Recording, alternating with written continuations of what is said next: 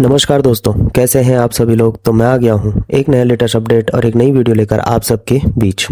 तो दोस्तों, भारत में एयर पोल्यूशन की चर्चा हर सर्दियों में तेज हो जाती है, लेकिन इस बार बहस एक अलग ही वजह से बढ़ी, क्योंकि लोगों ने नोट किया कि जब दिल्ली और उत्तर भारत के कई शहरों में धुंध इतनी घनी हो गई थी कि सामने 50 मीटर तक देखना मुश्किल था, तब भी सरकारी AQI यानी एयर क्वालिटी इंडेक्स की रीडिंग 500 पर अटक गई, जबकि कुछ प्राइवेट या इंटरनेशनल ऐप्स 700, 900 यहाँ तक कि 1000 प्लस तक के आंकड़े दिखा रहे थे। इससे लोगों को लगा कि क्या भारत सरकार असली डेटा छुपा रही है। क्या हमारी हवा सच में 500 से कहीं ज़्यादा जहरीली है। आखिर सरकार 500 से ऊपर का डाटा क्यों नहीं दिखाती। क्या हम जानबूझकर अंडर रिपोर्टिंग कर रहे हैं या सिर्फ तकनीकी तरीका है।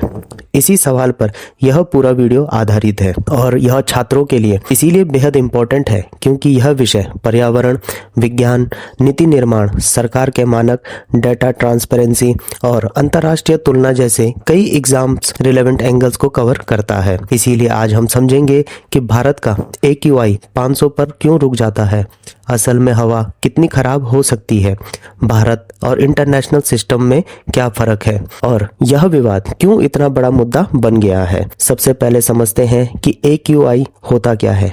AQI यानी एयर क्वालिटी इंडेक्स एक ऐसा स्केल है जो हवा में मौजूद जहरीले कणों को और गैसों के स्तर को एक आसान नंबर में बदलकर लोगों को बताता है कि हवा कितनी सुरक्षित है या कितनी खतरनाक। भारत में AQI की कैटेगरी होती है, जैसे 0 से 50 गुड, 51 से 100 सेटिस्फैक्ट्री, 101 से 200 तक मॉडरेट, 201 से 300 तक पुअर, 301 से 400 तक वेरी पुअर और 401 से 500 तक सेवर या सेवर प्लस, यानी 500 सबसे ऊपर की श्रेणी है। अब सवाल उठता है कि जब प्रदूषण 500 से आगे भी जा सकता है तो फिर उसका नंबर क्यों नहीं दिखाया जाता।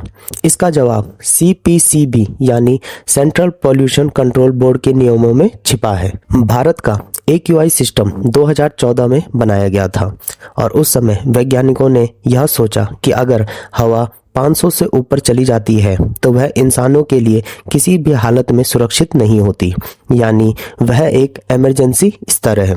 इसीलिए 500 को एक तरह से मैक्सिमम डेंजर जोन माना गया। इसके बाद चाहे हवा 550 हो या 700 हो या फिर 1000 हो, सरकार के स्केल में वह सब सेवर प्लस ही माना जाता है। लेकिन स्टूडेंट्स के लिए इम्पोर्टेंट पॉइंट यह है कि भारत का AQI स्केल कैप्ड है, यानी 500 से आगे नहीं जा सकता। इसीलिए जांच उपकरण चाहे भी जो भी डाटा पकड़े, सरकारी वेबसाइट या AQI बोर्ड उसे 500 ही दिखाएगा।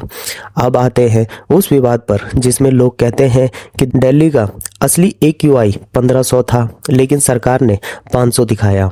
यहाँ पर बहुत बड़ा कंफ्यूजन है जिसे साफ समझना जरूरी है। असल में होता यह है कि सरकारी मॉनिटर और प्राइवेट सेंसर अलग अलग तकनीक से डाटा मापते हैं। सरकारी monitors high grade analyser based instrument का इस्तेमाल करते हैं जो ज़्यादा एक्यूरेट माने जाते हैं और 24 घंटे एवरेज पर आधारित होते हैं। वहीं जो ऐप्स 700 से 1000 AQI दिखाते हैं वे अक्सर लोअर कॉस्ट लेजर सेंसर या रियल टाइम सेंसर का इस्तेमाल करते हैं, जिनकी कैलिब्रेशन अलग होती है और जो इंटरनेशनल AQI फॉर्मूला इस्तेमाल करते हैं। उदाहरण के लिए, अगर PM2.5 की सांद्रता 500 दिखाता है, लेकिन वही कॉन्सेंट्रेशन अगर US AQI स्केल में डाली जाए तो AQI 800 से 1200 तक जा सकती है। यानी दोनों जगह हवा एक ही है, पर स्केल और फॉर्मूला अलग होने से फाइनल नंबर अलग आता है। यही सबसे बड़ी वजह है कि लोगों को लगता है कि सरकार पॉल्यूशन छुपा रही है, लेकिन सच यह है कि सरकार डेटा छुपा नहीं रही, बल्कि उसका AQI फॉर्मूला 500 से ऊपर का नंबर ही कैलकुलेट नहीं करता। अब स्टूडेंट्स के लिए यह सवाल है कि क्या इंडिया को अपना AQI स्केल बदलना चाहिए। बहुत से वैज्ञानिकों और इन्वायरमेंटल एक्सपर्ट्स का कहना है कि हाँ, इंडिया को AQI स्केल रिवाइज करना चाहिए ताकि एक्सट्रीम पॉल्यूशन लेवल की सही तस्वीर लोगों के सामने आ सके। जब हवा 500 से ऊपर जाती है तो हर इंक्रीज अत्यंत खतरनाक होता है। उदाहरण के लिए AQI 500 यानी सांस लेने पर फेफड़े जल सकते हैं, सांस फूल सकती है, बच्चे बुजुर्गों को तुरंत खतरा। AQI 700 यानी यह प्रभाव और तेज हो जाता है।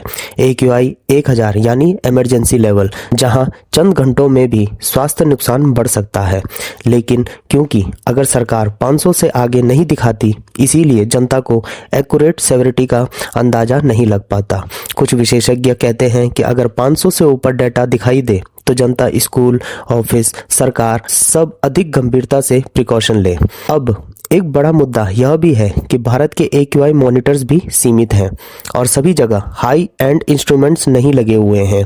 कई जगह डेटा इनकम्प्लीट होता है। इसके विपरीत प्राइवेट सेंसर नेटवर्क बहुत तेजी से फैल रहे हैं, इसीलिए वे ज़्यादा जगहों से रियल टाइम डेटा दिखाई देते हैं, लेकिन उनकी एक्यूरेसी हमेशा भरोसेमंद नहीं होती। इसी वजह से बहुत बार प्राइवेट ऐप्स पर AQI बहुत ज़्यादा दिखता है, जो देखकर पैनिक फैल जाता है। इसीलिए ज़रूरी है कि स्टूडेंट समझें, AQI सिर्फ एक नंबर नहीं है, यह पॉलिसी, टेक्नोलॉजी, हेल्थ रिस्क और इंटरनेशनल कंपैरिजन से जुड़ा एक बड़ा विषय है।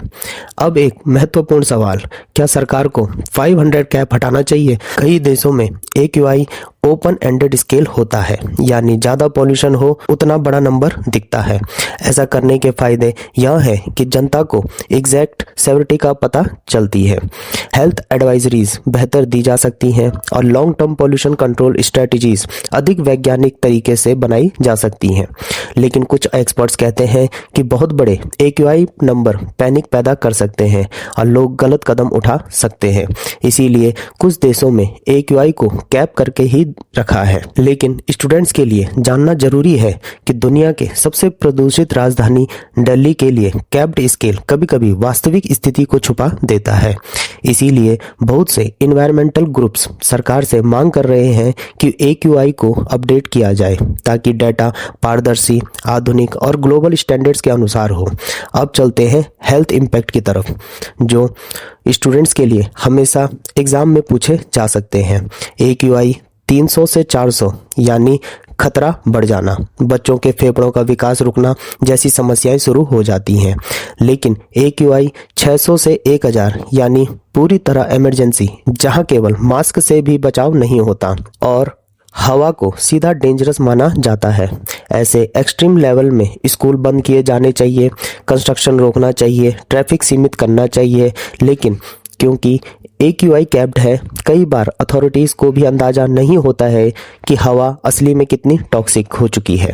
इस पूरे मुद्दे का अंतिम और सबसे बड़ा लेसन यह है कि इंडिया का AQI कैप्ड होने का मतलब डेटा छुपाना नहीं, बल्कि पुराना और लिमिटेड स्केल इस्तेमाल करना है, जिसे अब रिवाइज करने की ज़रूरत है। क्योंकि जैसे जैसे पोल्यूशन बढ़ रहा है, वैसे वैसे स्केल को भी साइंटिफिक तरीके से अपडेट होना चाहिए। स्टूडेंट्स के लिए यह टॉपिक इसीलिए इम्पोर्टेंट है क्योंकि यह न सिर्फ करंट अफेयर्स है, बल्कि एनवायरमेंटल साइंस, पॉलिसी मेकिंग, सार्वजनिक स्वास्थ्य और गवर्नेंस की अंडरस्टैंडिंग से जुड़ा हुआ है। आने वाले समय में हो सकता है कि सरकार स्केल को अपडेट करे ताकि 7+ के ऊपर भी प्रॉपर क्लासिफिकेशन हो सके। अंत में याद रखिए, AQI का नंबर चाहे 500 रहे या 1500, हवा खराब होने का मतलब वही होता है। अपनी सेहत की सुरक्षा रखना, मास्क इस्तेमाल करना, आउटडोर एक्टिविटी कम करना और पॉल्यूशन को कम करने वाली पॉलिसीज की मांग करना, यही असली समाधान है। तो दोस्तों, आपको क्या लगता है और क्या आप इस सिस्टम पे ट्रस्ट करते हो? कमेंट में यस और नो जरूर लिखें।